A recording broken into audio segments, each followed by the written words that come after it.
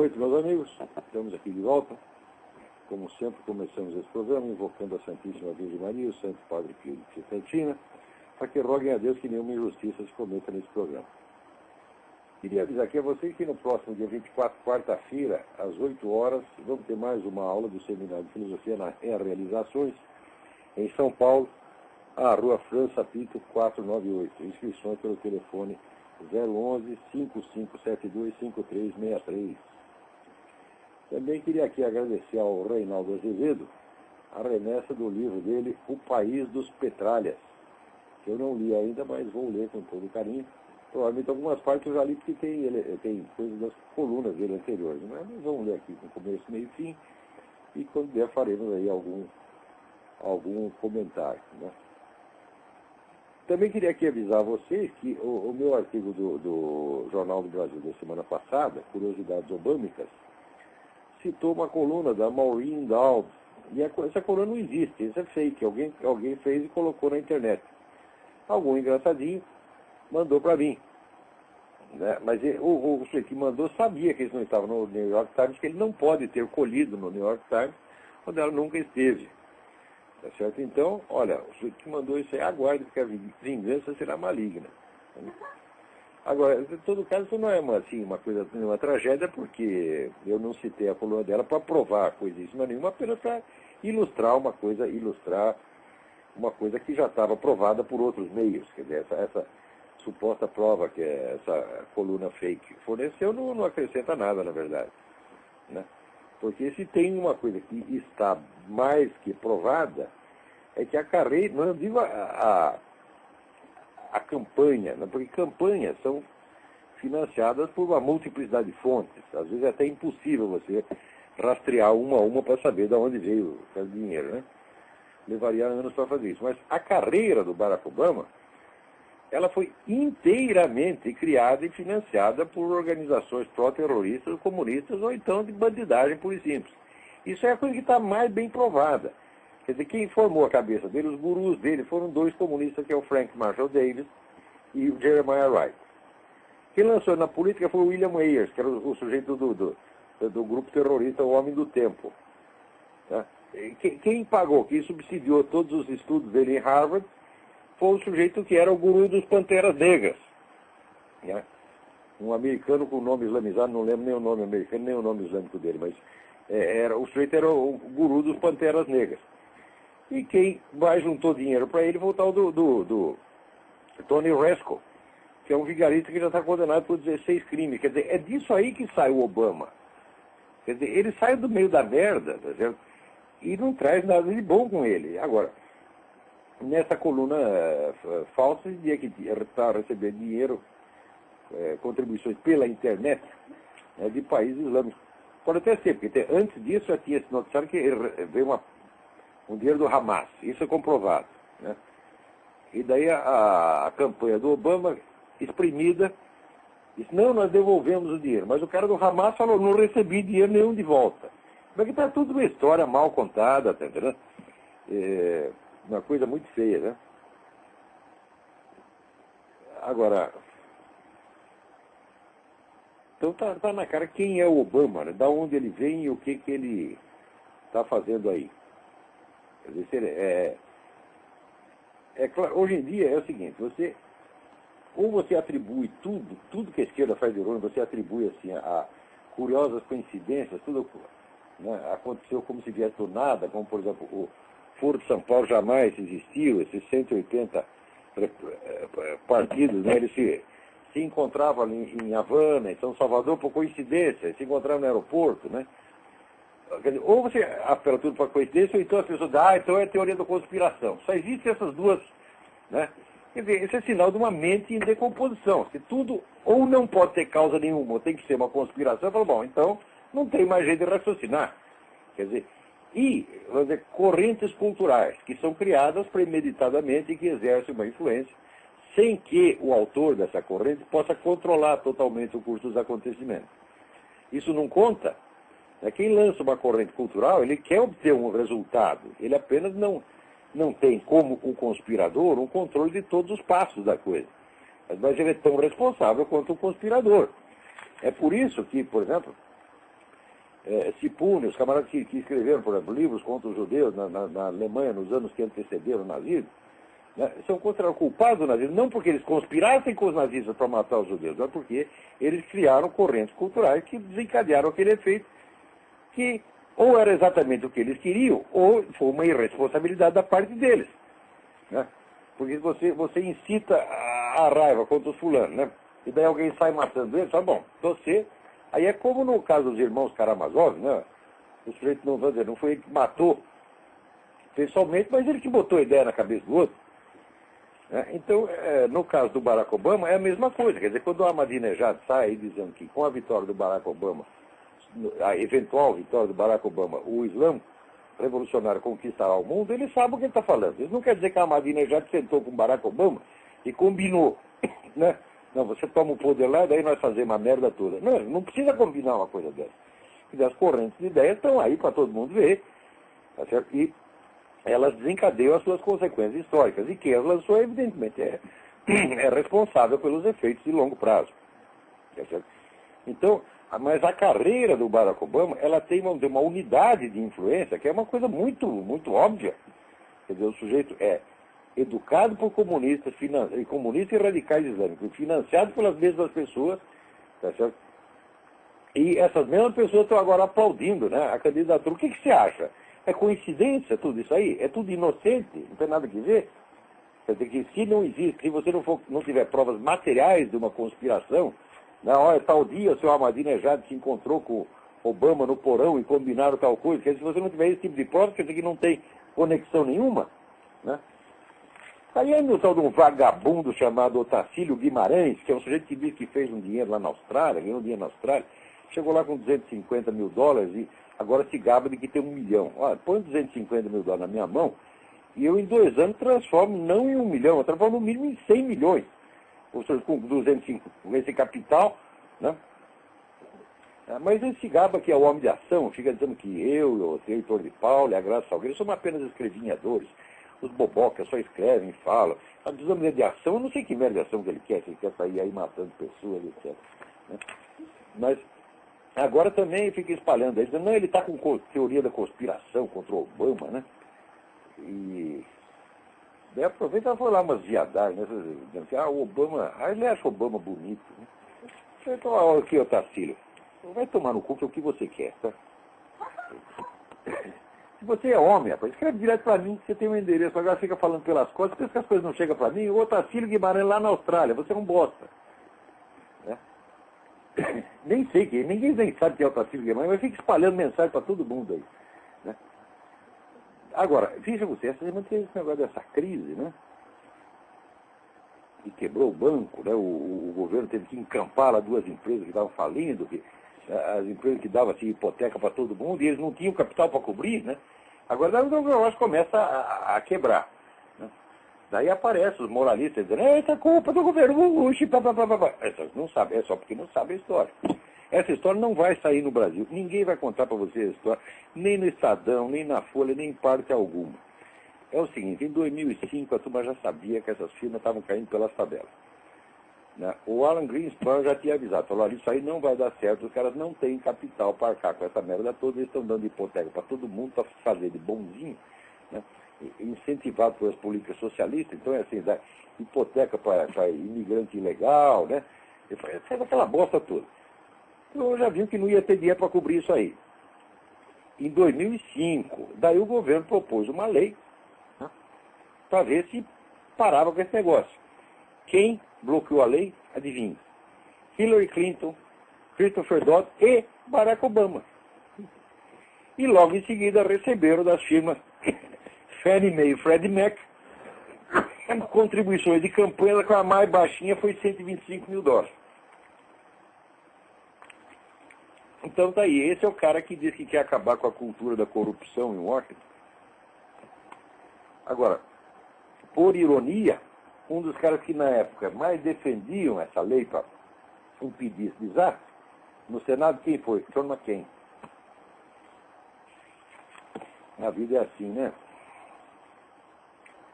Agora, também no Brasil, é engraçado você ler o jornal brasileiro, porque quem acredita no jornal brasileiro vive num mundo à parte, que só existe no Brasil. Isso é como tinha antigamente. Eu lembro quando eu era jovem, me interessava mais por esse negócio de pintura, e tinha um negócio aí que chamava os pintores primitivistas brasileiros. Tinha um mercado de pintor primitivista, os quadros dos caras custavam 100 mil reais, 200 mil reais, 500 mil reais, uma nota preta. Daí você pegava aquela porra daquele quadro, atravessava a fronteira e ia para o Uruguai, para o Paraguai, para os Estados Unidos, para a França, e tentar vender aquela porra, ninguém pagava um tostão furado. Falou, o quê? Você pagou 100 mil reais por essa merda? Quer dizer, era um mercado fictício que só existia dentro do Brasil. Então, agora, as ideias, as notícias que saem no Brasil também só valem dentro do Brasil. Então, a Folha diz assim, né, reagindo ao baixo nível da campanha, dos ataques da campanha do McCain, Barack Obama disse que não sei o que, não sei o que, não sei o que. Gente, veja o currículo da campanha do Barack Obama só nas últimas semanas. Quando teve a convenção republicana, eles montaram grupos terroristas com coquetel Molotov para tocar fogo nos ônibus dos convencionais que chegaram para impedir que existisse a convenção. 100 desses incendiados foram presos da véspera, mas nós só bolar meia dúzia que ainda fez bastante merda no dia seguinte. Né? Logo depois, né, eles pegaram esse caso do policial, é um policial que tinha sido casado com a irmã da Sarah Palin, lá no Alasca, né? E o policial, o que fez? Ele pegou o filho da mulher, que não era filho dela, filho de um outro casamento, e deu lá um choque com essas máquinas taser, né? Essas que aparecem de policial, para controlar a manifestação, né? Dá um choque. O cara estava dando choque no moleque. Resultado, a Sarah Palin mandou demitir o cara. Daí o superior do sujeito, alegando que, não, isso é um problema de família, não quis demitir. Daí ele pegou e demitiu o chefe. Então, esse aí é um acontecimento de escala municipal, uma coisa absolutamente insignificante, uma fofoquinha lá do Alasca, né? Os caras estão montando o verdadeiro Watergate, isso aí, como se fosse um escândalo nacional. Enquanto isso, o processo que está correndo contra o Obama, que não foi movido por ninguém da campanha do McCain, foi movido por Philip Berg, que é o advogado do Partido Democrata, não se fala uma palavra. O processo está correndo e o prazo que o homem tem para responder é até dia 24. O processo é duplo. Por um lado, tem uma acusação daquilo que no Brasil se chama falsidade ideológica, que ele falsificou a certidão de nascimento. Aqui chama forgery. Mas no Brasil é falsidade ideológica. É um nome muito esquisito, né? Falsidade ideológica dá a impressão assim, que o sujeito que finge que é comunista, mas não é. Né? Ou então eu, segundo alguns, eu finjo que eu sou conservador, mas no fundo eu sou comunista, sou agente de Moscou. Né? Tem maluco que diz isso, porra. O general Andrade Nery é capaz de pensar isso aí, né? Mas acontece que o crime foi esse. O cara falsificou a certidão de nascimento. Segundo problema, se a certidão é falsificada e ele não tem uma verdadeira, então ele não é cidadão americano legítimo, porque a mãe dele não morava no Havaí por tempo necessário para que o seu filho fosse considerado cidadão americano. Então são dois problemas, ele vai ter que responder. O segundo, ele talvez tenha uma explicação, talvez ele apresente lá uma certidão autêntica e ele não, nasci no Havaí mesmo, sou cidadão americano. Ah, tu é cidadão americano? É, mas tu é criminoso porque tu forjou o documento para enganar a comissão eleitoral e tu vai pra cana, filha da puta. Né? Então, é um negócio inescapável. E ninguém fala uma linha. Né? Olha, tem assim, a minha filha falou disso aí para o professor dela na escola, ele não acreditou, ele nunca tinha ouvido falar. Ele disse, não, isso aí é fofoca de internet. Você vê como é que estão as coisas. A grande mídia aqui não fala disso. E a coisa o processo está correndo. O processo existe mesmo, está lá. Então, olha, o Philip Berg montou uma página chamada obamacrimes.com. Não, .org. Sei lá, .com.org, se não for um é outro. Obama Crimes. Ele está lá todos os documentos do processo. Leia e você vai ver, aquilo ali é manja de batom na cueca, não tem o que explicar. Tá certo? Então isso aí mais dia, menos dia vai estourar. No Brasil nenhum jornal falou disso. Né? Chama o pessoal da Folha, né? Ou o seu Otávio Frias. Né? Outro dia eu fiz um artigo sobre a Folha, negócio do Rosenberg, não sei se você leram. Aquilo é um escândalo. É um escândalo porque, vamos dizer, a inocência do Rosenberg foi o mito mais querido da esquerda no século XX. Esse mito acaba de cair, foi uma mentira que durou mais de meio século. Caiu tudo de uma vez e a Folha ainda tenta disfarçar. Você não tem vergonha na cara, Otávio Frias? Resposta, não precisa responder porque eu sei, você não tem. Porque no começo, eu já cheguei a escrever, a Folha é um jornal desonesto, vai ter um diretor honesto, eu achava que você é honesto. Agora não acho mais não. Você sabe de tudo isso e você é cúmplice, é culpado de tudo isso que o seu jornal faz. É só mentira, é só enganação. A Folha é sim, é um negócio ilegível. É um jornal que, vamos dizer, eu não entendo por que os leitores não movem processos aí não dão queixa na delegacia do consumidor, pelo menos, porque isso é, Otávio Frias, isso que você faz chama-se estelionato. Você não pode prometer uma cobertura isenta e depois fazer isso. Isso é estelionato, meu Deus do céu. E quando é que vai parar essa merda? Né? Agora, se você não decidir parar, eu vou incentivar os seus leitores a dar queixa na delegacia do consumidor. Porque você não pode, isso aí é crime, rapaz. Depois que você ganhou esse jornal do seu papai, não é para você fazer o que você quer, não, é para você fazer um jornalismo decente, rapaz. Vamos lá. Olha, não tenho nada contra o senhor ganhar o jornal do pai. Eu acho que está certo. Eu defendo a propriedade privada, defendo o direito de herança. Está tudo justo. O jornal é seu, você recebeu do seu pai. Muito bem, mas vê se usa direito, porra. Peraí, tem alguém na linha aí. Alô, quem é? Professor Olavo? Eu? Oi, professor. Quem fala é Paulo Vitor, de Florianópolis. Tudo bom? Paulo Vitor, tudo bem? Tudo bem, professor. Bem rápido para não atrapalhar muito o programa. Professor, eu sou estudante... Fale bem alto, fale bem alto. Eu sou estudante em Florianópolis, Santa Catarina. Nós temos um grupo de estudos. Nós estudamos os artigos do senhor, ou compramos livros do senhor. Nós estamos precisando de orientação, professor, sobre algumas leituras. E o nosso grupo de estudos, nós estamos precisando de dois tipos de leitura. Um sobre lógica, sobre pensamento lógico, formação do pensamento lógico, como é que eu posso montar uma ideia, quais são os autores que eu devo ler. Uma questão, professor, eu estou começando assim, agora a trabalhar com esse assunto. Tem um conflito entre lógica clássica e lógica moderna. Parece-me assim que a lógica moderna ela favorece bastante esse pensamento revolucionário, não é mesmo? Olha, no fundo, quando você ouvir falar de lógicas paradoxais, lógicas polivalentes, etc., isso é tudo apenas uma maneira de dizer, porque você constrói uma lógica polivalente baseada na lógica de identidade. Sim. Quer dizer, é apenas uma variação. Quer dizer, é como você... Olha, quando você monta uma frase qualquer, né? Você pode montar na voz passiva ou na voz ativa. Você pode inverter. Tem maneiras diferentes de você montar o negócio, mas no fundo dá na mesma. Quer dizer, esse negócio de lógica polivalente, isso não existe, na verdade. São apenas linguagens diferentes que você cria, mas sempre baseado na mesma lógica de identidade. Agora, como as pessoas não sabem isso, não tem tempo às vezes, de analisar o negócio até chegar no finalmente, acreditam que existe mesmo lógicas paradoxais. Uma lógica paradoxal não pode ser montada. Por exemplo, se você faz uma lógica baseada em que, desmentindo o princípio de identidade, por exemplo, A igual a A. Daí você pega, agora eu vou montar uma lógica que baseada na ideia de que A é diferente de A.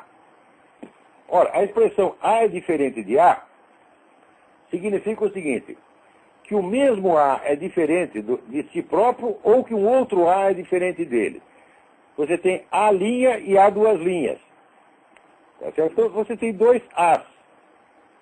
Então significa que aí você tem uma coisa ambígua, você já tem dois significados. Você só pode resolver isso aí baseado na própria lógica de identidade. Então, quer dizer, você negar o princípio de identidade é afirmá-lo na mesma hora. Não sei se está entendendo o que eu estou explicando. Na verdade, professor, meu conhecimento é muito, muito fraco nisso aí. A gente está começando, nós começamos com arte retórica, arte poética e o órgão... Olha, eu estou começando, agora eu vou começar um curso de filosofia na página seminariodefilosofia.org. Eu toda semana vou fazer a gravação e colocar lá. E vai ter aula ao vivo, quem puder assiste ao vivo, quem não puder pega a gravação depois. Vai ser um curso sistemático, com exercício, com leitura, etc. Não é curso de conferência, como eu dei até hoje. Até hoje eu só dei curso de conferência. Agora eu vou pegar um grupo de alunos para orientar mesmo. Eu sugiro que você entre lá. Quem entrar, aliás, eu recebi 2 cartas aqui me pedindo instruções. Ah, quanto é que vai pagar? Não vai pagar merda nenhuma. Você vai pagar a mensalidade, o custo de manutenção do site, que é $20 por mês, que é uma mixaria. Eu não vou cobrar nada mais. Dos que quiserem, além de estar no seminário, entrar nesse curso de filosofia em particular, não vamos cobrar um tostão a mais. Só vamos fazer uma exigência de que você permaneça até o fim do curso, que dura 5 anos. É só isso que nós estamos exigindo. Porque o número de pessoas que me pedem orientação é muito mais do que eu conseguiria orientar um por um. É impossível, absolutamente impossível. Então, para isso, mesmo que eu bolei esse curso. Falei, nós marcamos um horário, nesse horário todo mundo sintoniza lá. Quem puder armar um grupo, assiste em grupo. Quem não puder assistir sozinho na sua casa, quem não puder assistir nem em grupo, nem sozinho, pega a gravação depois e faz as lições da semana. Então, nós vamos resolver todas essas coisas aí, tá? Porque são tantas construções, tantas dificuldades, e elas saem do quê? Da total inépcia do ensino universitário no Brasil.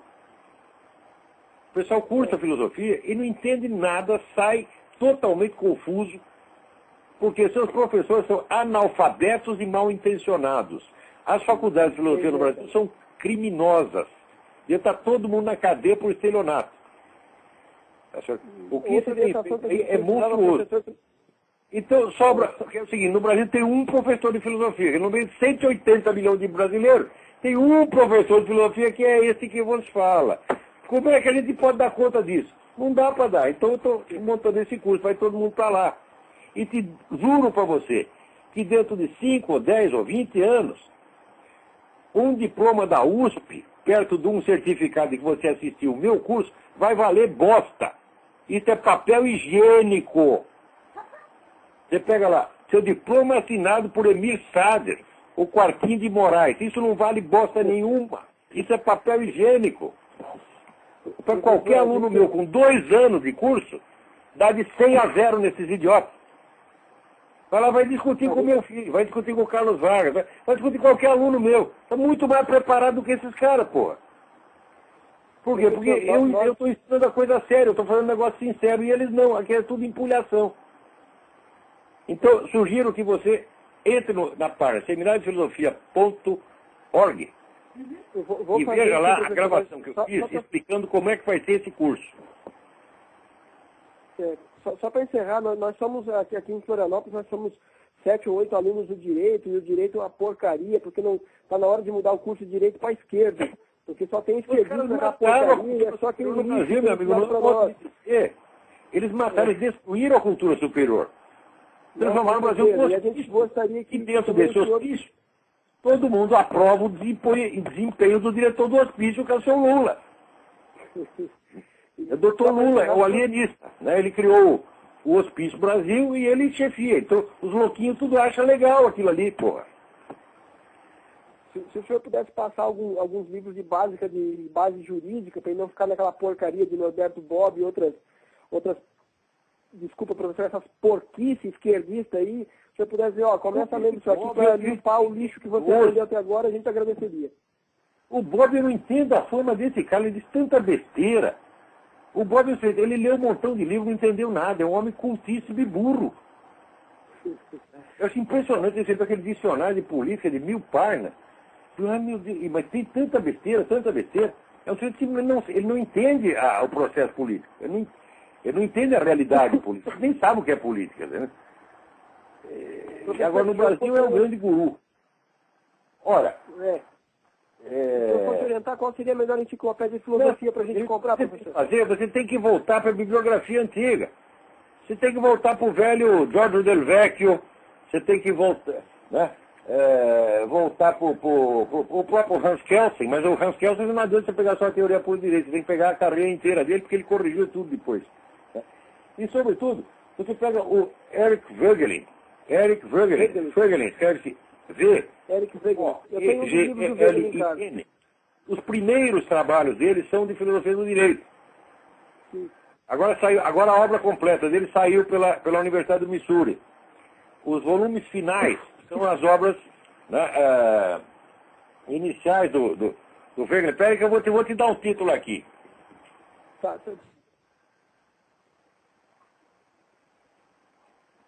O senhor pode passar aí via eu vou desligar aí para não ficar atrapalhando. Se o senhor puder passar ao longo do programa, eu vou escutar. Se o senhor puder passar vai alguma direto coisa aí, se você puder, no volume 32 das Collected Works de Eric Voegelin.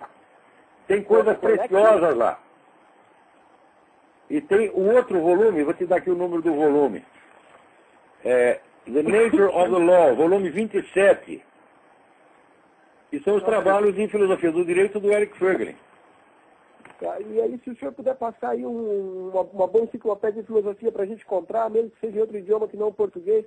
Olha, isso é um setor que você está muito bem defendido, que existem, só editados no Brasil, existem pelo menos 3 dicionários de filosofia, mas muito bons. O primeiro é do José Ferrater Mora, foi editado pela Martins Fontes. Opa, isso eu vou ser obrigado a pedir para o senhor falar mais devagar. José Ferrater, F-E-R-R-A-T-E-R.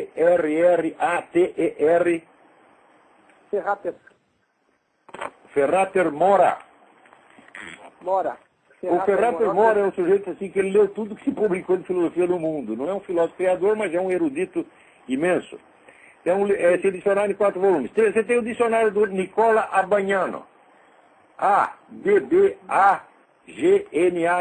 Nicola Abbagnano, também pela Martins Fontes. E tem o dicionário do André Lalande, que chama Vocabulário Crítico da Técnico Crítico da Filosofia, que, olha, minha memória também já não está isso aqui. Eu acho que também saiu pela Martins Fontes.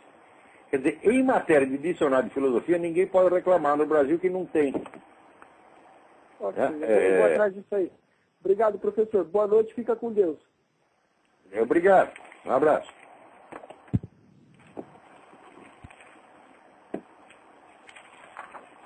Então, muito bem. Vamos ver o que nós temos mais aqui. Essa semana, até quando terminar de comentar o negócio do Obama aqui, né? Que dentro da campanha do Obama, além de fazer esse negócio para aterrorizar lá, bagunçar a convenção republicana, coisa que os republicanos jamais pensariam em fazer com uma convenção democrática. Né? Chega a polícia, prendeu lá um monte de coquetel molotov. Isso aí é a campanha do Obama mesmo, eles são os obamistas. E daí eles dizem, o Obama está revoltado com o baixo nível dos ataques do McCain. Mais baixo nível que isso? Só pé no saco, porra. Né? E depois eles dizem, invadiram lá o e-mail da Sarah Palin e publicaram tudo. E pior que o sujeito que fez, o hacker que fez, né, que é filho de um político democrata, ainda estava revoltado porque não achou nada de comprometedor nos e-mails. Imagina todo esse trabalho para invadir o e-mail da Sarah Palin, eu não encontrei nada. Que coisa mais revoltante. Né? Agora, essa semana aí, gente, foi lá na Venezuela, tinha 2 camaradas lá do Human Rights Watch, que é uma ONG de direitos humanos, né? Fizeram lá um relatório de 230 páginas sobre abuso de direitos humanos pelo governo Chávez, que aconteceu na mesma hora, foram presos e mandados para o aeroporto e mandados embora da Venezuela. Né? E isso aí está acontecendo. Algum jornal noticiou? Brasileiro noticiou? Não, é claro que não. Agora, vocês entendem por que o Lula tem 68%, 77% de aprovação, 134% de aprovação, 249% de aprovação? Por causa disso, porra. Não se conta nada, ninguém contou nada do Foro de São Paulo, ninguém conta nada teve alguma ata do Foro de São Paulo, algum documento assinado do Foro de São Paulo que algum dia foi noticiado? Jamais.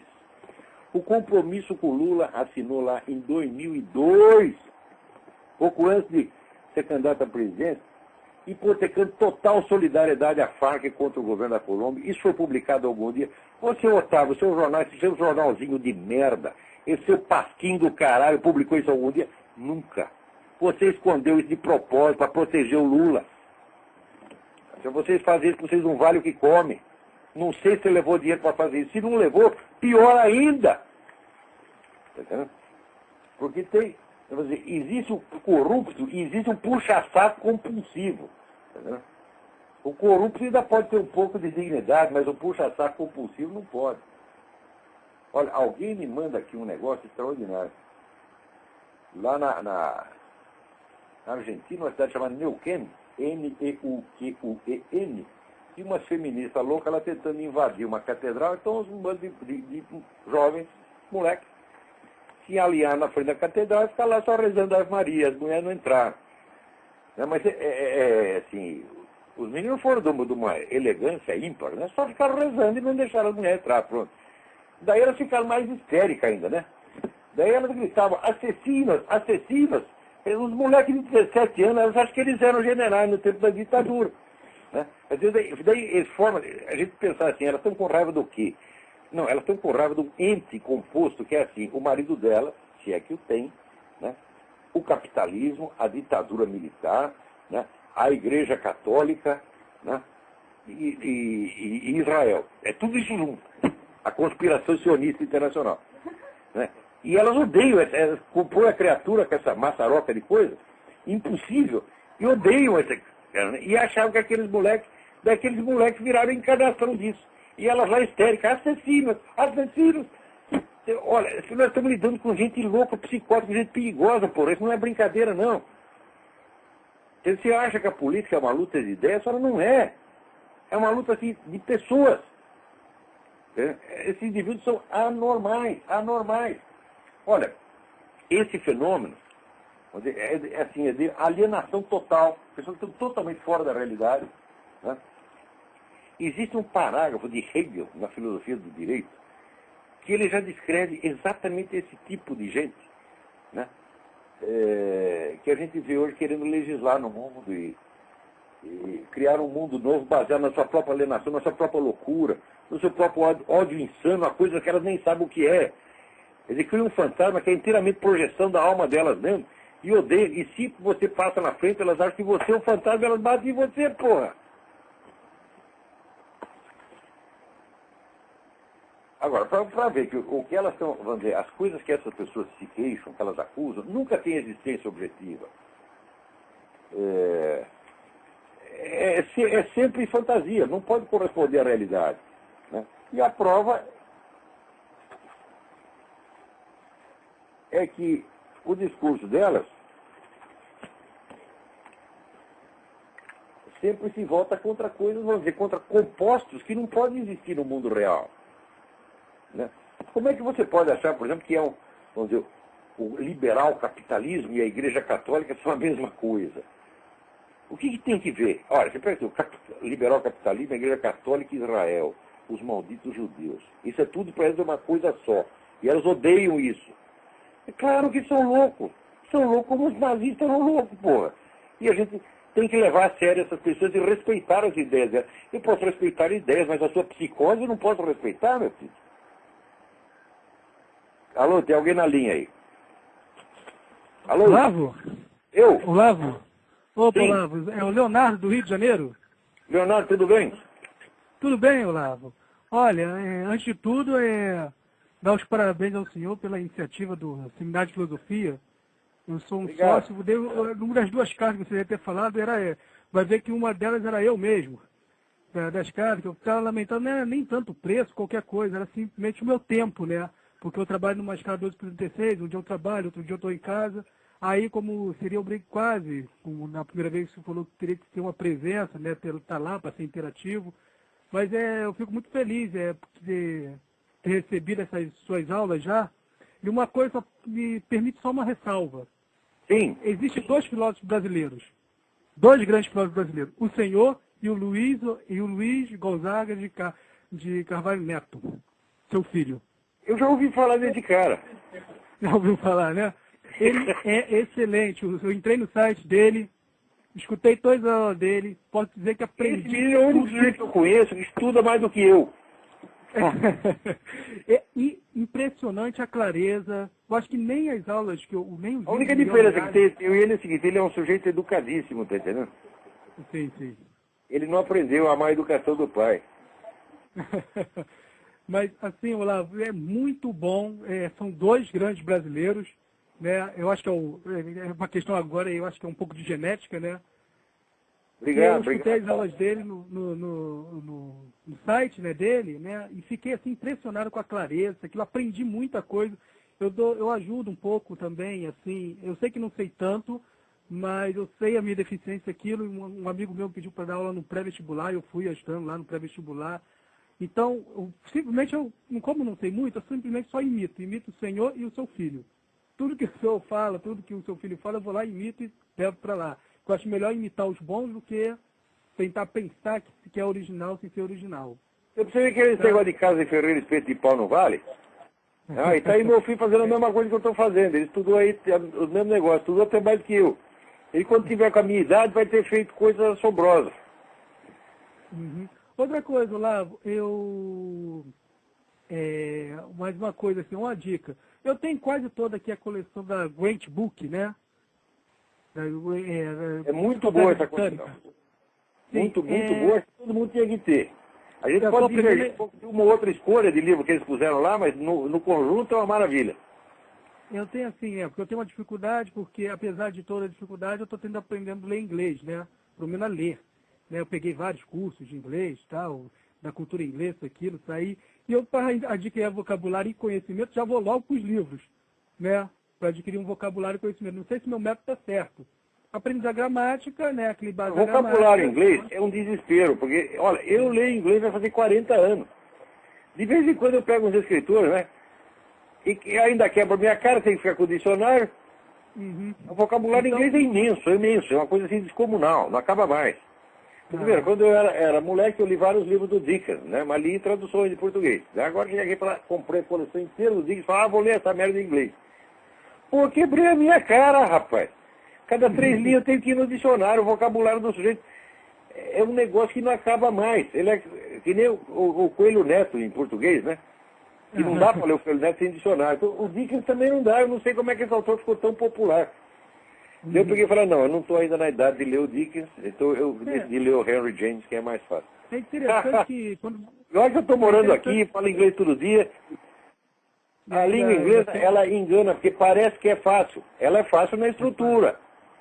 Mas o vocabulário, a riqueza de nuances que tem essa língua é uma coisa inimaginável. É por isso que tem tantos poetas ingleses e americanos bons. Cada um melhor que o outro. É uma língua cheia de nuances, de possibilidades expressivas.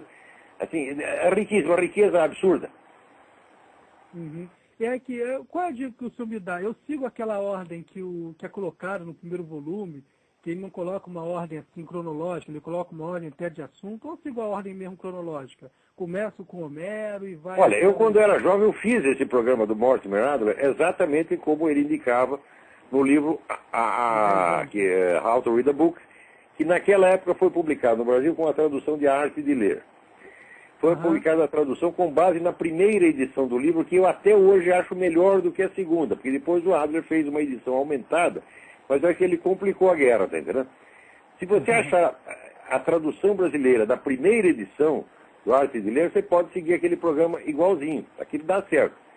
Mas hoje em dia eu acho que eu já tenho umas ideias melhorzinhas, quer dizer, se você acompanhar também no meu curso lá no Seminário de Filosofia, nós vamos matar esse problema aí, tá entendendo? O problema da sequência de leituras, não existe uma sequência padrão. Isso aí depende, vamos dizer, do momento, do interesse de cada um, não há uma solução pronta para esse negócio. Eu acho que o melhor é você seguir o curso lá no Seminário de Filosofia e a gente vai dando as dicas aos pouquinhos. Não, outra coisa também, uma novidade, existe aquele livro, em francês, né, Certilanges, melhor dizer, deixa eu dar o título. A Vida Intelectual. A Vida Intelectual, que é uma tradução em português. Obrigatório. Tem uma tradução em português na internet. A gente tem que pegar o ministro da Educação e pegar esse livro e bater com esse livro na cabeça dele, para ver se entrava alguma coisa, tá entendendo? Então, aí ele fez uma recomendação que eu achei fundamental. Ele falou, comece com São Tomás. Isso é correto? Olha, São Tomás é um autor que você tem que se acostumar com o vocabulário. E com a forma. Mas é um negócio bastante formal, é como se fosse uma demonstração matemática, né?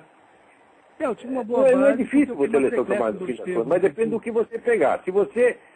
Eu sugiro que você comece com um livro que se chama A Suma contra os Gentios, que é uma suma menorzinha, não é do tamanho da suma teológica, mas tem alguns assuntos ali fundamentais. Começa com a Suma contra os Gentios. Depois você pega os comentários a Aristóteles. Que tem um amigo meu chamado Antônio Donato que fez a tradução inteira dos comentários de São Tomás de Aquino a Aristóteles, né, que até hoje não foi publicado. Mas existem inúmeras traduções disso. Aqui nos Estados Unidos está saindo uma edição nova. Os comentários de São Tomás de Aquino a Aristóteles são até mais simples de você ler do que as Sumas. Agora, depois tem as outras obras mais complicadas, as chamadas questões quadrilibetais. Questões quadrilibetais era um negócio seguinte, na Universidade Medieval, um professor, quando chegava num certo estágio, Eles reuniam a congregação inteira, quer dizer, professores e alunos, e o sujeito não tinha que responder qualquer pergunta que os caras colocassem, entendeu? E fizeram em São Tomás, e daí saiu esse livro, As Questões Quadlibetares. Mas aí já são difíceis de ler. Né? Sim. Entendi. Mas Suma contra os gentios, os comentários de Aristóteles, dá para ler sem dificuldade. Agora, existe um livro do próprio Antonin Saint-Pierre sobre São Tomás de Aquino, que é uma maravilha, maravilha. Isso não tem tradução, isso só tem no francês. Mas eu aprendo francês, eu vou chegando lá, um dia chego lá. O francês é uma língua que para nós, de certo modo, a cultura brasileira é tudo filhote da francesa, né?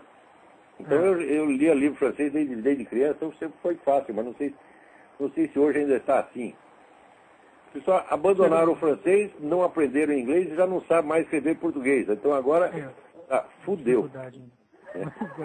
Olha, Olavo, então, parabéns aí pelo trabalho, muito obrigado. Tá? E outra coisa, eu estive com o Jorge Pereira, do presidente do Farol da Democracia, o grande Jorge Pereira. E eu estava comentando com ele sobre a questão da vacina da rubéola, parece que está quase tudo confirmado realmente. Mas a gente fala as coisas, daí logo vem sempre tem o negócio. Isso é a teoria da conspiração. Porra, vai lá verificar, cara. Se eu tiver errado, eu volto atrás. Parece que eles estão... Eu não sou de direito, eu não sou polícia, não me cabe condenar as pessoas. Eu aviso para que quem tem a capacidade para isso e tem a autoridade para isso, que vá lá e investigue. E se tiver inocente, fica dito por não dito. Agora, se a coisa se confirmar, então tem que tomar providência. Eu acho que o lugar desse ministro da Saúde, do ministro da Educação, eu não digo nem na cadeia, porque eles vão corromper os presos lá, tá vendo? Mas na privada. Não, pode corromper os cocô, pô, é perigoso. Porque eu não quero na minha privada, não. Manda pra Cuba, manda tudo pra Cuba. Manda tudo pra lá, porque eu conversei por alto com ele, ele falou que... Eu falei, como é que tá aquela investigação sobre o assunto? Ele disse, olha, parece que realmente já está quase tudo confirmado. E se confirmar, a gente vai abrir um processo. Eu acho que isso aí é sério, sim, é verdadeiro. No Brasil acontece cada coisa. Você quer ver outra? Que acontece essa semana? Né? Chega aí o Jorge Soros e compra 800 milhões de dólares em ações da Petrobras. Passa 2 dias, os caras anunciam, descobrimos petróleo no pré-sal, estamos ricos, etc, etc. Bom, só aí o Jorge Soros já ganhou uns 100 milhões de dólares. Agora, quem é que... Você acha que ele não teve nenhuma inside information de que eles iam dar essa notícia? Foi tudo coincidência? Ele é apenas um homem sortudo, acertou na loteria? Você acha possível? Se acontecesse isso nos Estados Unidos, estava todo mundo na cadeia já. Já. Quer dizer, é uma empresa que tem capital do Estado lá metido. Tem capital de milhões de brasileiros que estão lá investindo. De repente aparece o homem, compra tudo isso e no dia seguinte o cara dá uma notícia que já valoriza, duplica o valor das ações do cara. Que há, porra? Né? Agora, pior, diz que esse tal do pré-sal, o negócio tá assim, tá aqui 3.200 metros abaixo do sal. Quem é que vai fazer o buraquinho lá, porra? Como é que faz isso? Né? Quer dizer, não precisa ter petróleo nenhum. Por exemplo, assim, você né, compra as ações, anuncia, descobrimos não sei o que, pronto, já ganhou um dinheirão. Depois, se não tiver petróleo nenhum, que diferença vai fazer? Já ganhou todo esse dinheiro, porra.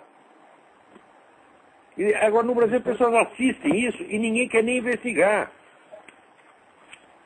É falta como o senhor fala mesmo, de coragem mesmo, até de interesse mesmo. O brasileiro parece ter uma preguiça. Fale mais alto, não estou ouvindo nada. Não, parece que é falta de coragem. Eu não sei se é falta de coragem ou é preguiça de brasileiro mesmo, de correr atrás. É uma crise nacional de testosterona, rapaz. É muito frango, como o senhor falou. Estão comendo muito frango. Come muito frango. Agora, disseram que aquele negócio de mamadeira de plástico, quando você ferve a mamadeira de plástico, ela solta uma substância que acaba com a sua testosterona. Né? No meu tempo não tinha, era tudo mamadeira de vidro, felizmente. Né? Então, se você tem bebê em casa, não use mamadeira de plástico não, entendeu? Pode deixar. Mas diz que é sério, um negócio que é muito perigoso. Uhum. Tá bom, Olavo? Então, tá bom. Um abraço aí, continua aí firme, muito obrigado. Obrigado, um abração. Alô, tem mais alguém aí? Alô? Alô? Lavo? Sim, quem é? Meu nome é Romano, aqui de São Paulo, Lavo. Tudo bem? Tudo bem? Eu gostaria de saber a respeito do curso Introdução ao Método Filosófico, se quem não pode comparecer terá acesso aos registros, a algum tipo de gravação. Não, nós estamos estudando ali uma solução técnica para isso. Porque o ideal seria ter em cada cidade um grupinho que se reunisse e a gente faz a transmissão ao vivo para esses 3, 4, 5, 6 grupos. Quem não puder estar lá, que possa pegar pela internet. E quem não pegou de jeito nenhum, que pegue a gravação que vai ficar no ar. Vai ficar no ar a gravação? É a presença física, tá entendendo? Agora, o que está estruturado por enquanto, vamos dizer, o conteúdo e o programa do curso, está quase pronto. Eu já botei uma gravação lá explicando mais ou menos como é que vai ser, vou colocar uma segunda. Agora, como é que vai ser a estrutura material do negócio? Né? Horários, formação das turmas, isso ainda nós precisamos estudar. Nós vamos ir anunciando nas próximas semanas, à medida que a gente for chegando à solução de todas essas coisas, que não vai sair só da nossa cabeça, são também pessoas que nos telefonam, nos escrevem, dando sugestão, nós vamos tentar resolver tudo isso, e eu espero que dentro de 2 ou 3 meses a gente possa começar esse curso e não parar mais, ir direto. Sei. Sim, de uma maneira ou de outra nós vamos fazer. Se tiver alguma dificuldade, algum erro de estruturação, a gente corrige depois. Isso também não é uma tragédia, porque toda a aula ficará gravada. Nada será perdido. Certo. Mas e a respeito dos 6 encontros agora? Fale um pouco mais alto, porque eu não estou ouvindo. A respeito dos 6 encontros que você vai ter aí. Ah, sim, o curso que vai ter aqui, em Colonial Heights. Esse não dá para pegar mais, né? Porque você está no Brasil, naturalmente. Sim. Se você está no Brasil, não dá mais tempo de vir, porque não vão te dar o visto. Né? Mas nós pretendemos fazer toda a transcrição desses cursos e colocar também à disposição do pessoal do Seminário de Filosofia. Então, quem não pôde vir, acabará tendo acesso a esse material, mas não garanto que vai ser no dia seguinte, porque até fazer a transcrição, tudo vai levar um tempo, quer dizer, digamos 6 meses. Que 6 meses a gente tem esse negócio pronto. Entendo. Não vai ser filmado. Mas se você tiver visto e quiser chegar aqui e de repente se inscrever na hora, não tem nenhum problema. Não tem, né? O maior problema aí, o maior problema aí é o visto. Né? Porque para você marcar a entrevista no consulado leva 3 meses. É um horror. Né? Quanto mais o cara fala mal dos Estados Unidos, mais eles querem vir para cá. Você chega lá, o consulado está cheinho todo dia. Todo mundo querendo vir para os horrores do capitalismo, né? Por aí, né? Mas eu sou cidadão italiano, então não teria esse problema. Mas, enfim. E eu vou tentar, vamos ver. Vou tentar. Se quiser chegar aqui, é só avisar. Tá ótimo. Tá bom, lá. Ligue para o Eduí, que é o organizador do curso, 041 9974 4443. Ligue para ele hoje. Na verdade, eu já falei com ele, já tinha conversado. Tá bom. E tá ótimo. Quem chegar aqui, pode entrar no curso na hora. Que ótimo. Ok. Tá bom. Um abraço, Marcos. Um abração, tudo de bom. Ei, tem mais gente ainda aí. Tem um monte de notícia aqui. Alô? Alô, Olavo? Sim, quem é? É o Alex. Oi, Alex, tudo bem? Tudo bem. É o seguinte, eu queria falar só a respeito desses 700 bilhões aí, que até é um negócio assim, são 4 anos, dá para cobrir 4 anos de, quer dizer, vai pagar outra guerra do Iraque, né, de 5 anos aí quase, né? Como é que explica isso, assim, quase na hora da eleição, né, quer dizer, olha, quem armou essa crise aí foram os democratas, foram esses 3. A culpa é desses 3, devia estar os 3 na cana. Hillary Clinton, Christopher Dodd e Barack Obama. Isso, é isso porque também. Porque tudo isso em 2005. Isso aí era um jogo contra que... Bloquearam a lei e ainda receberam dinheiro das 2 firmas. Quer dizer, é claro que é um negócio criminoso, porra.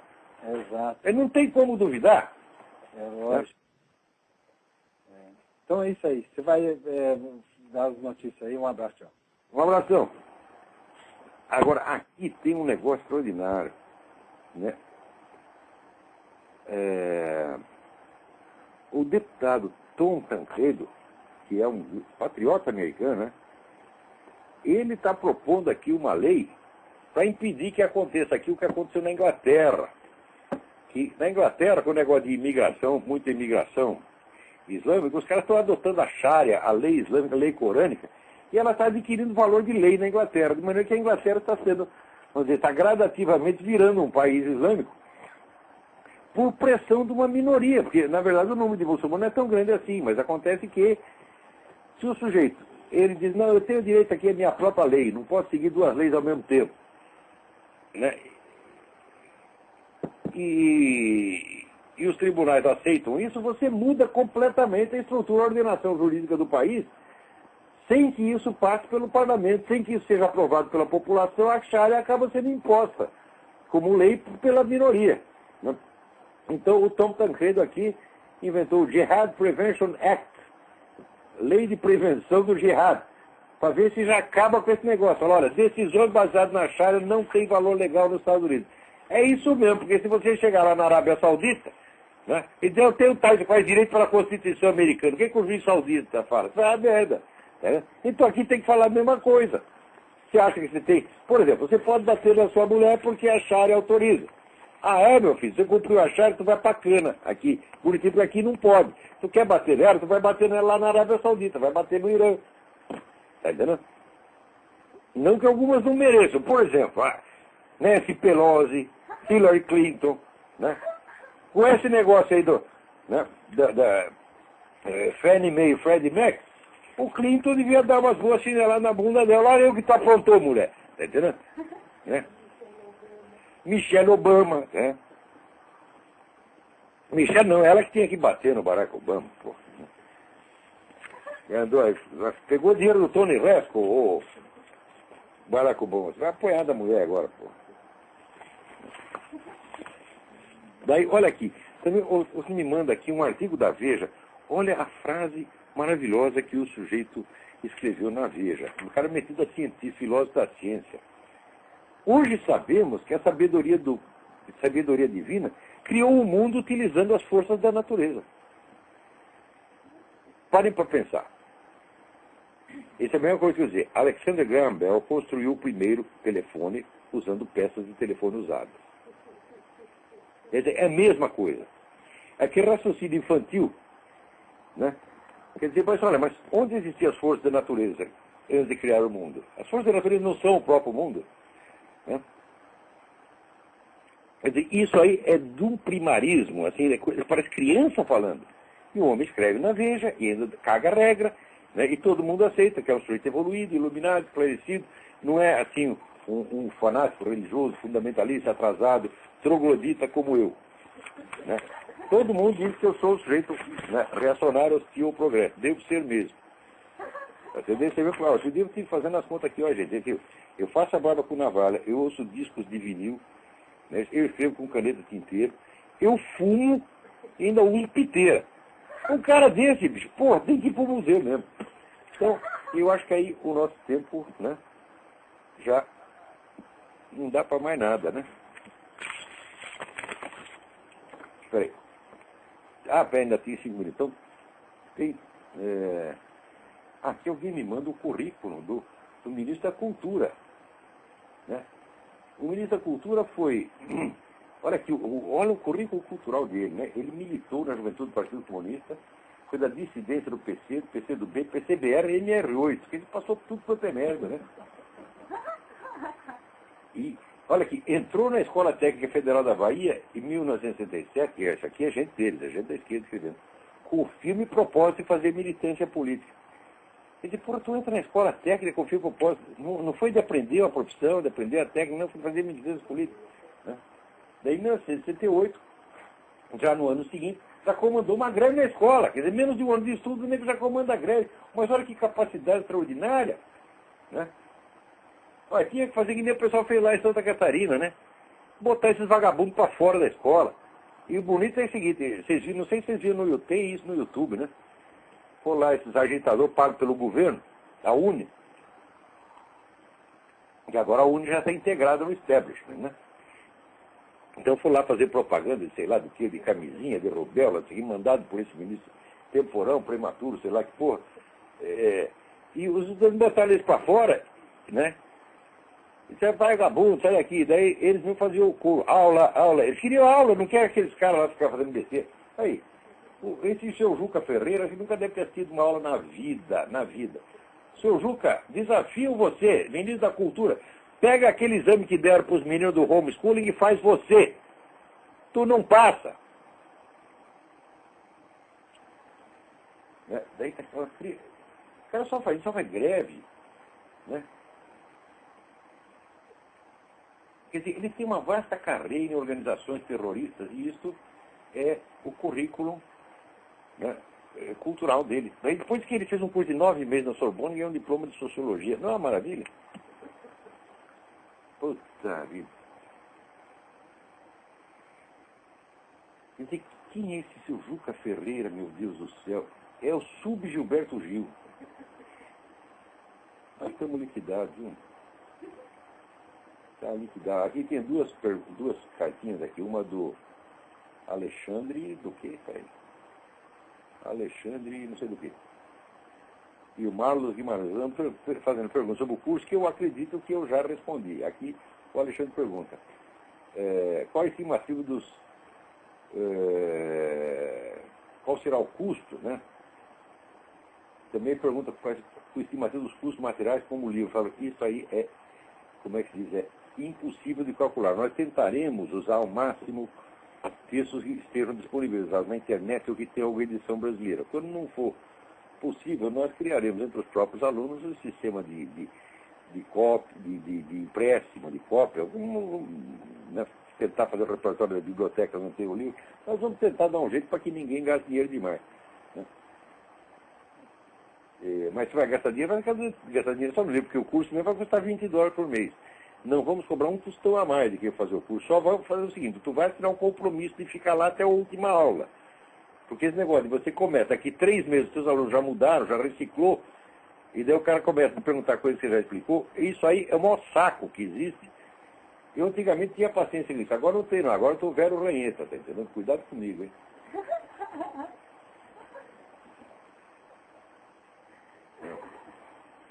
O que mais? Agora, vocês leram na Veja a carta da viúva do Paulo Freire? Rapaz, o cara que foi o maior alfabetizador do mundo, ele não alfabetizou a própria mulher. Olha aqui o que ela escreve, quer ver? Aqui. Enodoar pessoas às quais todos nós brasileiros deveríamos nos orgulhar. Ela não sabe que, né? O verbo orgulhar rege a preposição das pessoas das quais deveríamos nos orgulhar. Paulo Freire não ensinou isso para a senhora, não? Não ensinou. Ele também não sabia. Né? E aí vai mais dentro, ela fala, não, fizeram cata às bruxas. Né? E assim vai. É um negócio assombroso. Agora, eles vão dizer, não, você é cruel, porque você está falando mal da velhinha. Eu falo, não, ela não é uma velhinha qualquer. Ela é formadora de opinião. Tá certo? A pessoa que fala, vamos dizer, com autoridade de representante de uma tradição de ensino inaugurada por Sr. Paulo Freire, e acha que sabe, está dando palpite na educação nacional. Minha senhora, não sei qual é a sua idade, mas mesmo que a senhora tivesse 123 anos, eu sugeriria, antes de dar palpite sobre a educação, eduque-se. Diga a mesma coisa para o Paulo Freire. E aí vai. Vamos ver o que mais temos aqui. Agora aqui diz que o Lula, olha aqui, Lula defende o uso do fumo em qualquer lugar. Né? Claro, ele fuma na sala dele.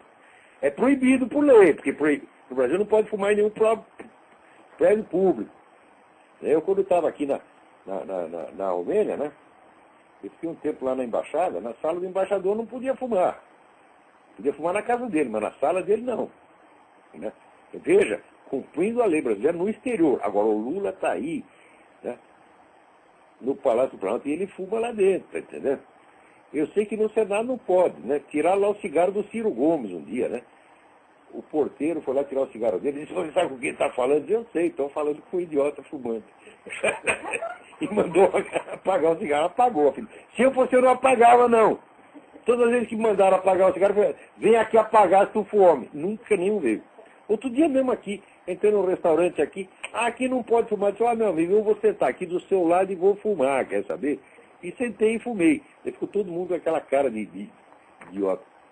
Né? Agora, o Lula fuma dentro do Palácio do Planalto. Não que eu não esteja solidário com ele, mas lei é lei. Então, se você quer fumar aí, você manda revogar essa porra dessa lei, acabar com essa perseguição idiota. Porque vem que essa coisa psicótica de fumo passivo que não existe absolutamente, né? E aqui mora 400 mil fumantes todo ano. Eles moram assim, na mesma idade dos outros. Até um pouquinho mais velho. A média é 70 anos, fumante 71. É, cuidado, não fume, você vai morrer. Pô, claro que vou morrer. É evidente, né? Só que vocês vão morrer de mim. Então eu estou solidário com o Lula, com o fumo, né? Agora, próxima eleição vai ter que escolher entre um lulista e o Zé Serra, mas que coisa horrorosa. O Zé Serra é antitabagista desses fanáticos. Você fuma, você puxa um cigarro a 100 metros, ele já começa a tossir, ele sai correndo. É o sacanagem, cara! Esse é louco, completamente doido, porra. Como é que nós vamos fazer agora? Escolher entre Lula e Zé Serra. Por isso que eu vim pra cá, tá entendendo? Aqui, pelo menos, já tem uma Kenna, Sarah Palin, que ainda são... Né? Não que tenham grande ideia, mas pelo menos são pessoas normais, não são malucos. Agora, no Brasil, as alternativas são massas. Na verdade, eu até prefiro antes um comunista do que um antitabagista, tá entendendo? Né? Porque o comunista ainda... Como é que se diz? Ele pode mudar de ideia, mas o antitabagista é para sempre, né? É um vício. Um vício maldito. Aqui eu botei um disclaimer aqui na porta, né? Com as fotos de todos os americanos ilustres que foram fumantes, né? Então tá lá Franklin Roosevelt, Bill Clinton, né? Charles Chaplin, tá todo mundo lá fumando pra caramba. E outro que eu fiz assim uma galeria de fotos de todos os grandes cantores líricos, fumantes, né? Pavarotti, Charlie Chaplin, Jerome Hines, todo mundo fumando, né? Mas olha, o fumo acaba com a sua voz, tá entendendo? O fumo é uma... Você veja que coisa, por exemplo, eu estou aqui falando, né? Eu pedi a gravação do Mário Ferreira quando ele estava com 62, 63 anos, minha idade. E como ele tinha problema cardíaco, a voz dele tinha acabado. Tá certo? E não é para ele fumar que ele fumar, charuto que não traga, né? Mas ele tem um problema cardíaco de nascença, coitado. Então, vamos ver, daqui 20 anos vocês vão me ouvir falando, vamos ver se a minha voz tá ruimzinha aqui por causa de fumar, né? Veja esses caras todos na minha idade, a voz deles já começa a parecer voz de velha, porra. Né? Que merda, depois vem dar lição pra mim. Eu tô dizendo, ó, o pessoal da minha geração, todo mundo já teve infarto, tem 5 pontos de safena. Então eu aqui ia trabalhando 17 horas por dia, não tenho hora para comer nem para dormir, fumando que nem um doido. Né? E esses caras vão morrer antes de mim. Quer saber? Então, até a semana que vem, muito obrigado.